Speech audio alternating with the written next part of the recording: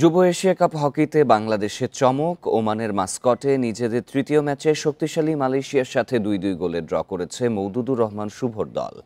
আসরে মালয়েশিয়ার বিপক্ষে এটাই বাংলাদেশের সেরা সাফল্য। যদিও প্রথম কোয়ার্টারে সুবিধা করতে পারেনি বাংলাদেশ, ম্যাচের দ্বিতীয় মিনিটে দানিশ দানিয়ালের গোলে এগিয়ে যায় মালয়েশিয়া। বাংলাদেশ ম্যাচে ফেরে দ্বিতীয় কোয়ার্টারে পেনাল্টি কর্নার থেকে গোল করেন আমিরুল ইসলাম। ১০ মিনিটের ব্যবধানে মোহাম্মদ হাসানের গোল এগিয়ে যায় বাংলাদেশ। যদিও লিডটা বেশিক্ষণ ধরে রাখতে পারেনি লাল সবুজ। ৪ মিনিট পর পেনাল্টি কর্নার থেকে সমতায় ফেরে মালয়েশিয়া। চতুর্থ কোয়ার্টারে আক্রমণাত্মক খেলেও স্কোর লাইনে কোনো পরিবর্তন আনতে পারেনি কোনো দল। গ্রুপ পর্বের শেষ ম্যাচে রোববার চীনের মুখোমুখি হবে বাংলাদেশ।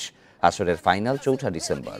আসরের শীর্ষ ৬টি দল আগামী বছর জুনিয়র হকি বিশ্বকাপে খেলার যোগ্যতা অর্জন করবে।